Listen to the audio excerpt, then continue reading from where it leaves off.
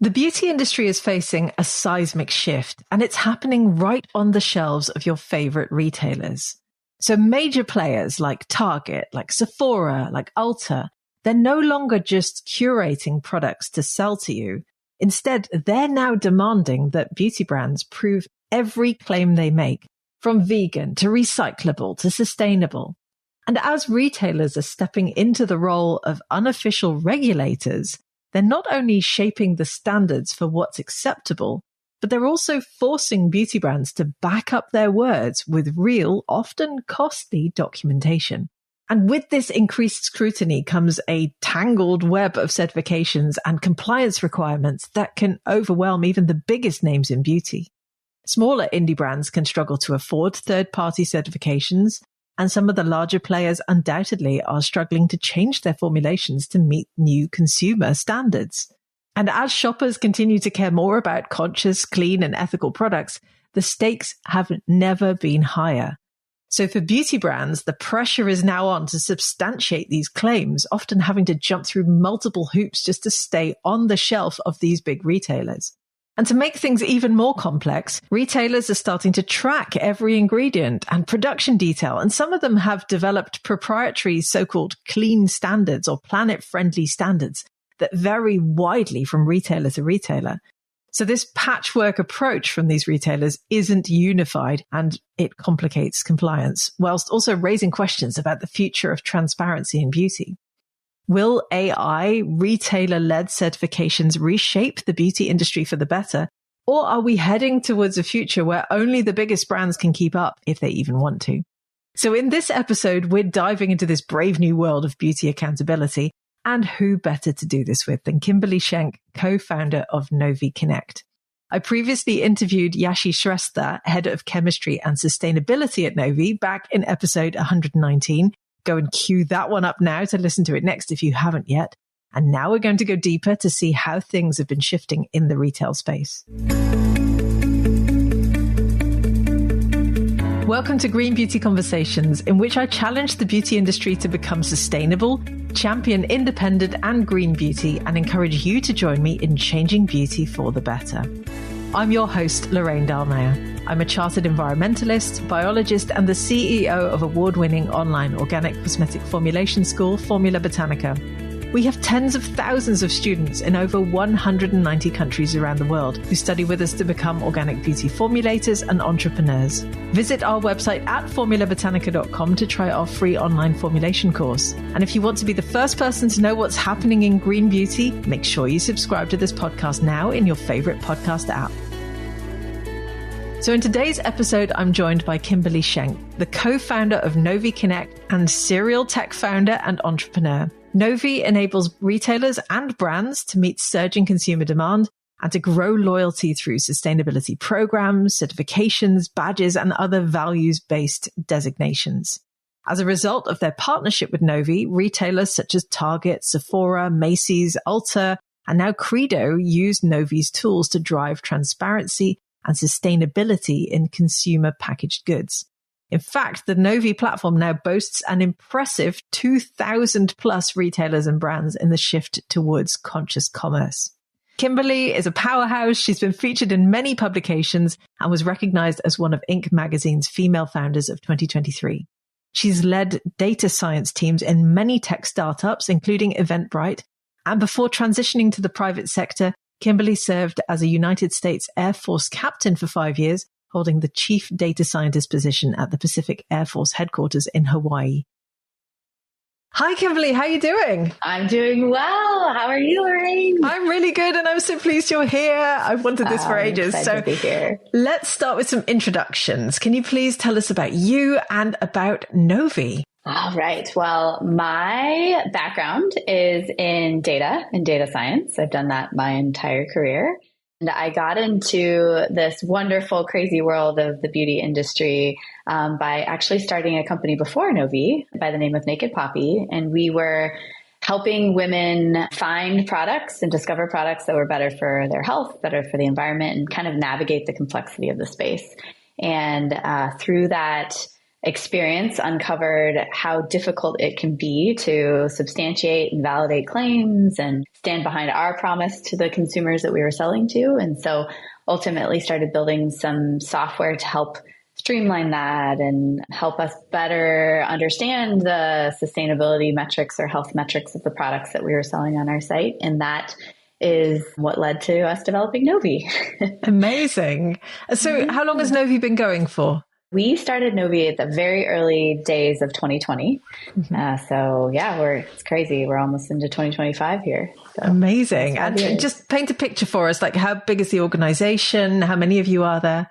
So we're still a small but mighty organization, just around 50 folks. We are North America and Canada based, and we serve dozens of retailers and a little over 2,000 brands at this point, helping them validate their claims and get their products on shelves with different distinctions or badges or seals to help them market as clean or sustainable or values-based for conscious shoppers. Okay, so how does it work then? Imagine there's a brand, there are probably many brands listening to this episode right now, and they come to you, and then what happens?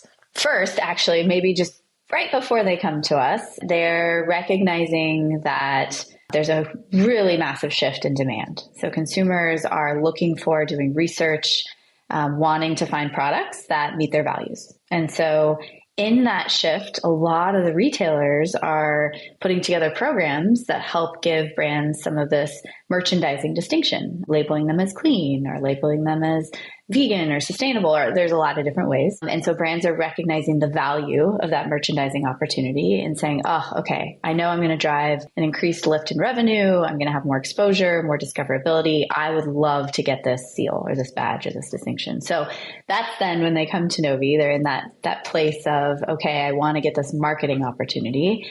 And what we're doing is, as retailers are requiring a little bit more proof and substantiation behind these claims, streamlining that process. And so we do a lot of, when we understand the basics of your product, so we have your ingredient list, your product type, and all of that, which we usually ingest and make a very streamlined onboarding experience. We're coming in and saying, here are the few things that need a little bit more information.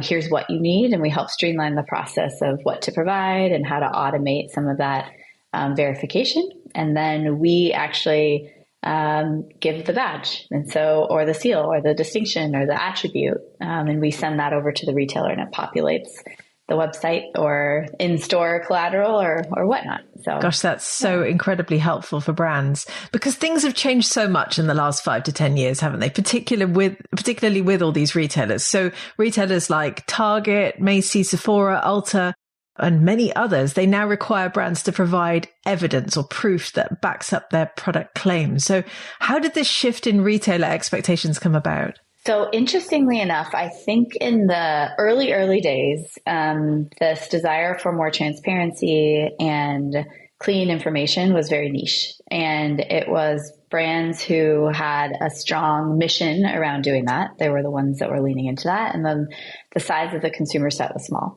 So as the consumer demand really shifted and there was much more opportunity and a larger pool of these consumers, that's when, retailers started to step into the scene and say, oh, we want to serve these consumers and we want to give them a better way to find these products and discover them and shop.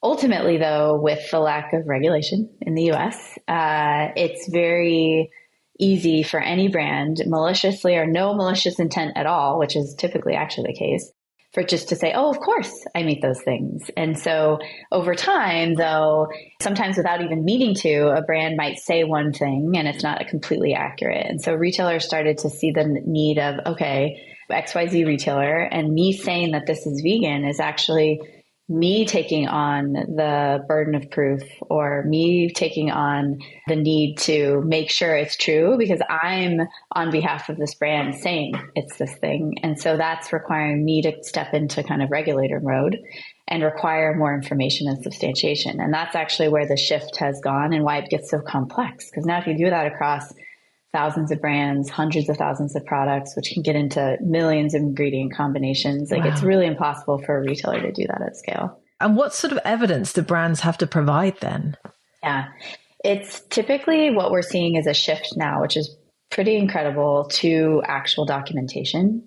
And so if you are, making a claim on RSPO, like if you're using something that could be derived from palm, it's actually going and getting the documentation that manufacturing process of that ingredient, the palm feedstock or whatnot was, RSPO.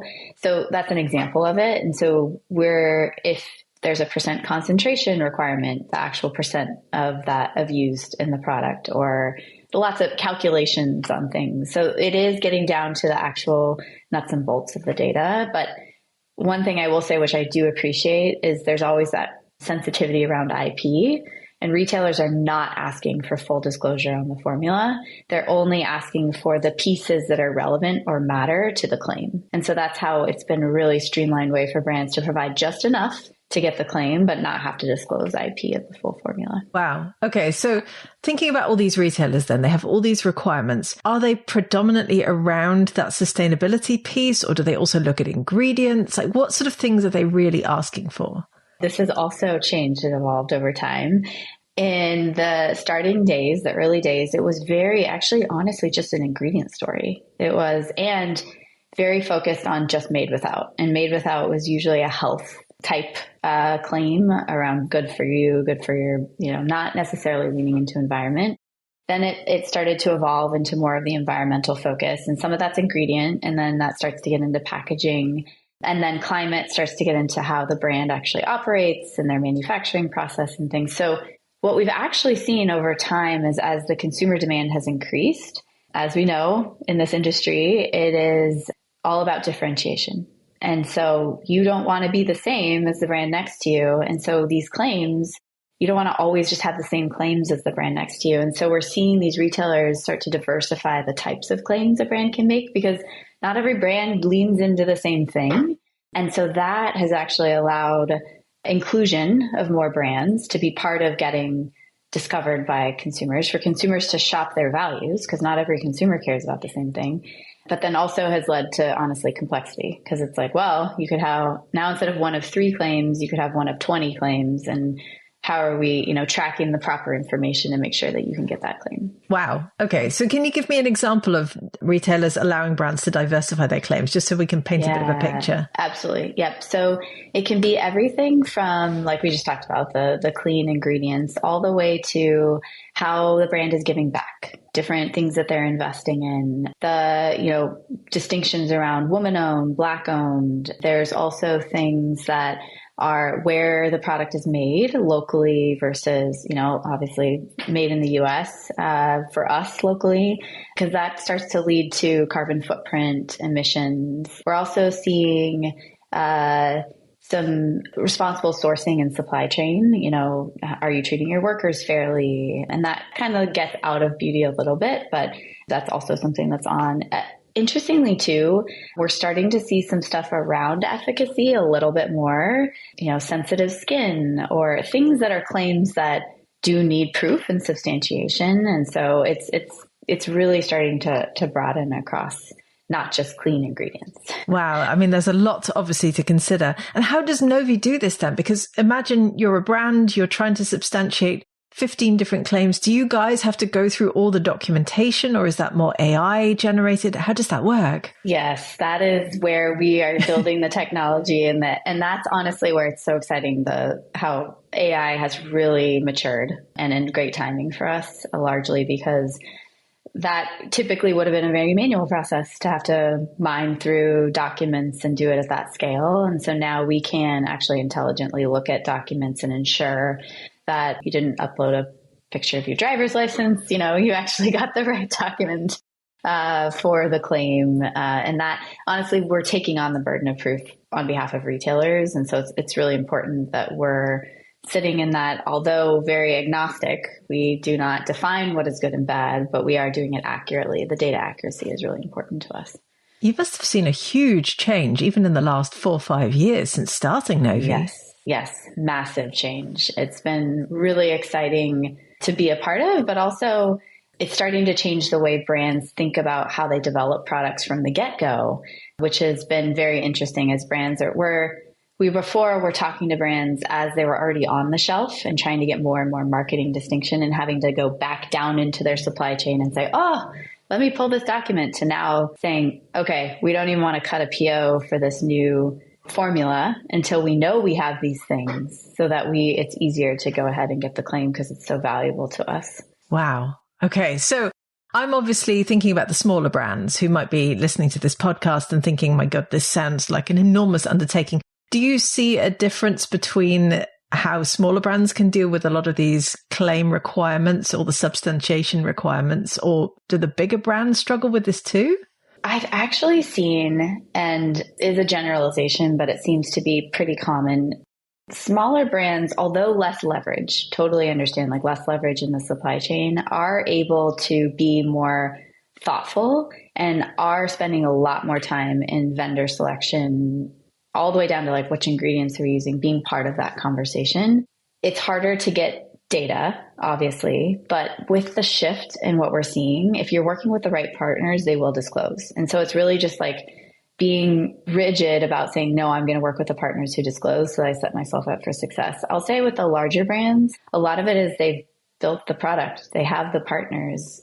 It's either getting the data or uncovering that they don't have the right things. And that kind of shift is massive. It's a lot of money to undergo. So while they have more leverage, it's, if I got to swap out an ingredient, that's kind of a challenging situation to be in. So I will say, yeah, I think the smaller brands have more of an opportunity to do it right from the beginning. And I think we're seeing that more. They're showing up and saying, oh yeah, I meet all these standards because I've been thoughtful about how I put my products together from the get-go. So do you think these standards will effectively start to prioritize the brands that are really engaged in meeting these claim requirements with these massive retailers? I do. And so some of the things that I've been so impressed by our retailer partners with in order to support the small brands is how they navigate and balance certification, third-party certification. So especially for a small brand, for example, to get the vegan badge, one of the ways is just to go partner with one of the organizations like vegan.org and you can get the badge, but that can be super time intensive for a brand. It can be very costly. And so these small brands only have so much money they can put into different things that they're working on. And having to go invest in a bunch of certifications is very expensive. And so the retailers have made an approach of an and/or.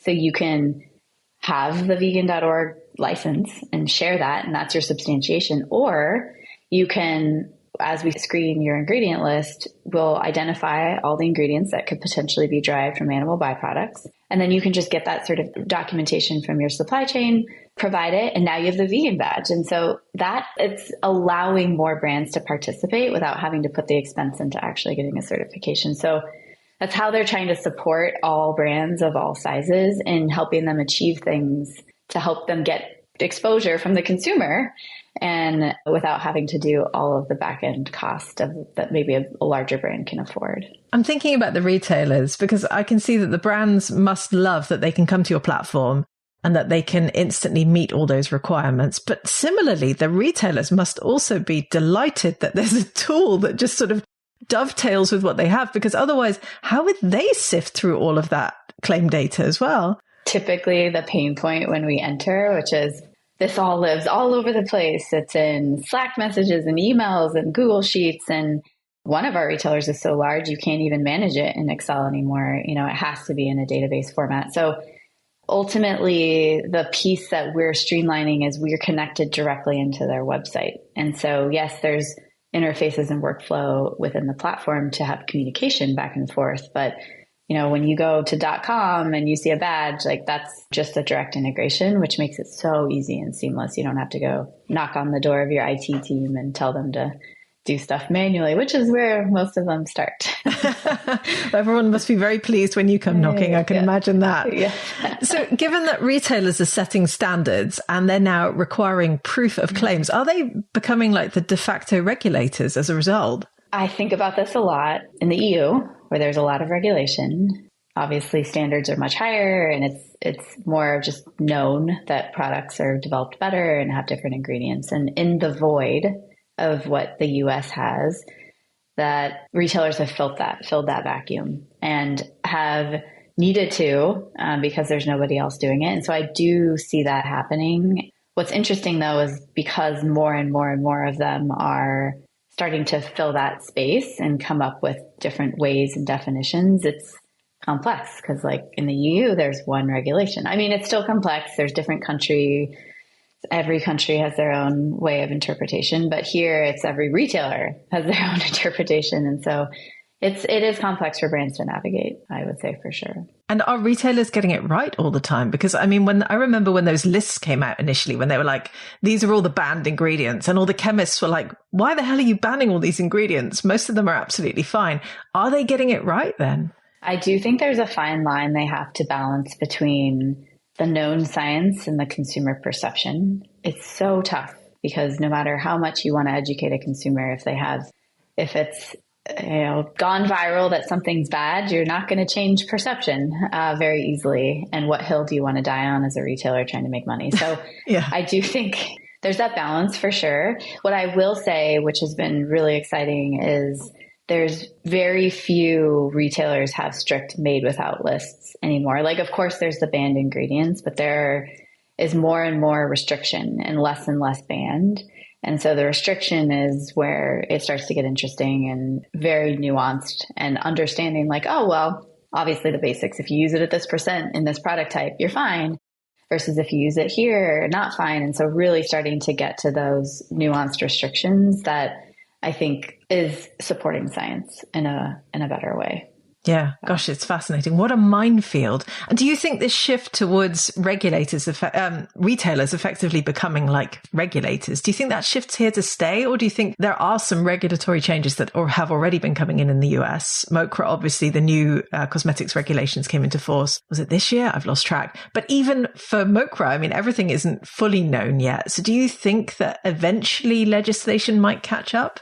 I wish I had a positive outlook on this. So this is Kimberly speaking, and but I would love to see that happen. I just don't believe it's going to happen very quickly. Obviously, even just with MOCRA, it was supposed to be in effect this time last year, and here we are, and it's still really not in effect. And MOCRA, in my mind, was the starting point of starting to document formulas so that we could make informed decisions about what was going into our products and then start to make regulation on what's in them. But we haven't even done the first part. So I think it's going to be a long, long journey, and we don't have time. There's so much data out there showing that even new generation up and coming, and it's an expectation. It's not even like a preference. The millennials, it was like, oh, this is a better way to shop. I prefer this. And now Gen Z and Alpha are like, no, that's the only thing. Oh, I mean, we're shifting that way so quickly that we're going to have to respond, and regulation won't keep up. No, and it won't keep up anywhere. I mean, you mentioned the EU, obviously, yes, we might be slightly further ahead in regulation, but you can't keep up anywhere in the world, because by the time something's caught the sort of zeitgeist of the shoppers, you're several years behind still with regulation. So it's a minefield. So this idea of clean beauty, that's changed quite significantly in the last 5 years as well. Based on what you're seeing, is it still as popular as it was?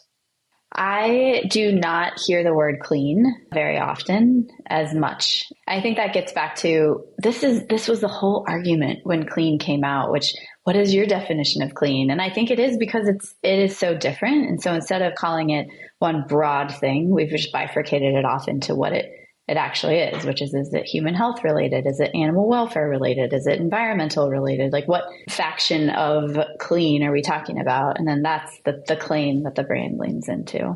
Yeah. Wow. It's very complex, certainly. And I've certainly seen a massive shift too.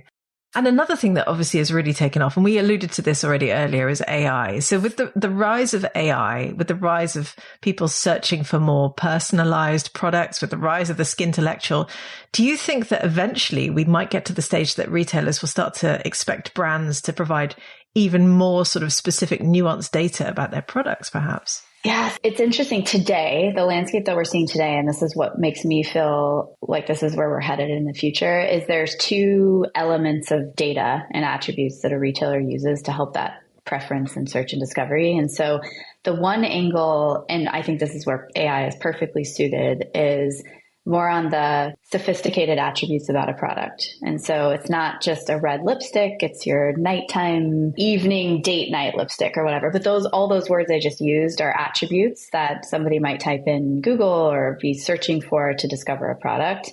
And then there's the below the surface, what we talk about, the supply chain-esque claims, which is this vegan, is this not? And that isn't something that can be derived through AI. You can't look at a product image and say like, oh, it's vegan. Like you have no idea. You have to know what it's made of.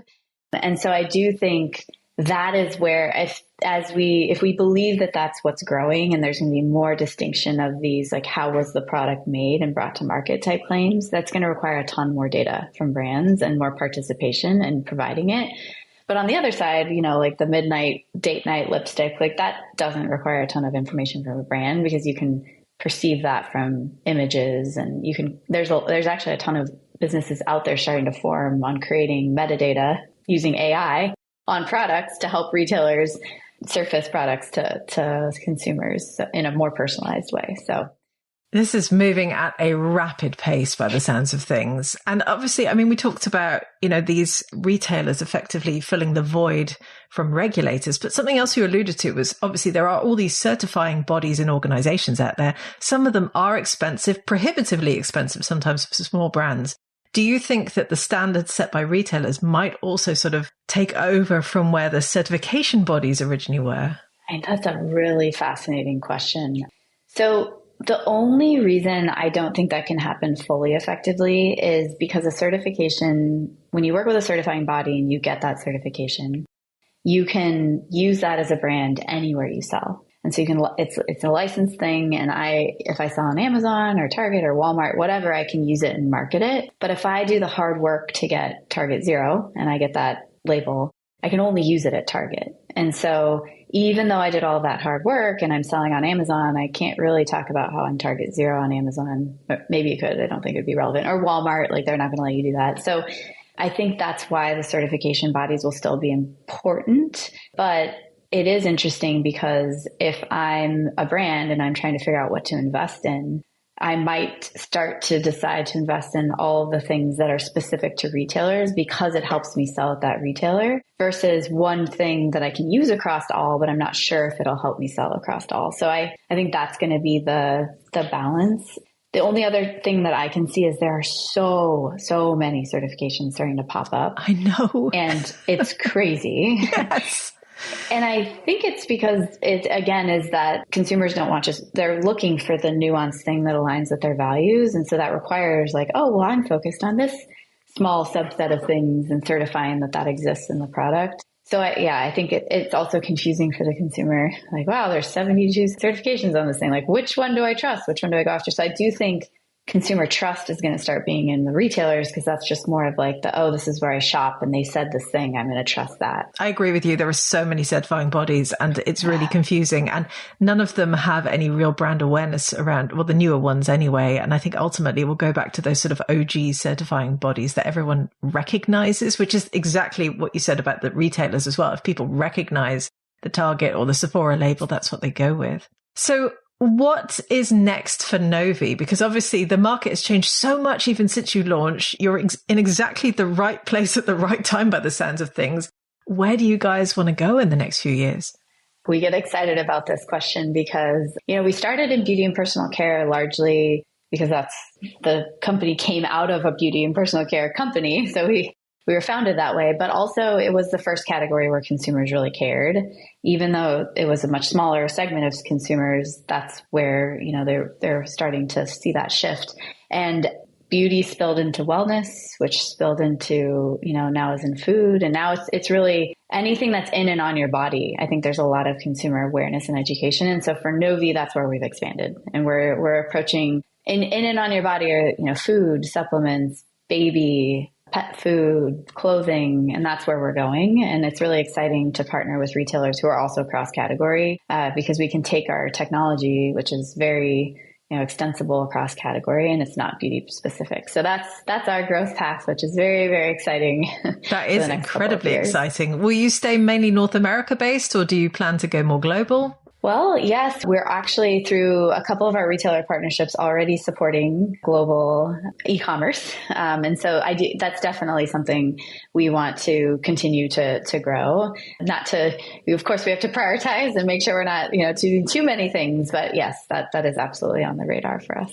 That's incredibly exciting. And I can't wait to see what you guys do next. So for anyone listening who wants to learn more about Novi, or maybe wants to even come and sign up to your platform, where can they do that? noviconnect.com. Just visit the website, and there's a lot of different places to sign up, to talk with somebody, to get a demo, and to get more information to learn more. Amazing. We will include that link in the show notes. Go and check out Novi. Go and check out all the amazing work that Kimberly and her team are doing. Thank you so much for joining me on the podcast today. It's been such a pleasure having you here. Thank you so much for having me. This is really fun. Amazing. Well, we'll wrap it up now, but I can't wait to see what Novi does next. See you soon. Bye. I would love to hear your thoughts on this episode. Do you feel that regulators should step in to do more for beauty? Are they doing too much? Are you concerned about retailers setting the benchmark for beauty? Leave us a comment on our social channels as both the Formula Botanica team and I love hearing from you. And if you want to hear more about some of the topics we talked about today, please do delve back into the podcast archives. I love talking about these topics, and there are some great episodes out there for you to listen to, including episode 119, as I mentioned right at the start of the podcast, in which I interviewed Novi's head of chemistry and sustainability, Yashi Shrestha, about the methodology that Novi uses to bring transparency to the cosmetics industry. Or episode 81, in which I spoke to Jessie Baker, the founder of Provenance here in the UK, to learn more about the way that they're working with brands and retailers to encourage brand transparency as well in beauty. There's a wealth of information in our old episodes, and I do encourage you to go back and listen to them. Thank you for joining Kimberly and I for this latest episode of Green Beauty Conversations. I really hope you enjoyed it.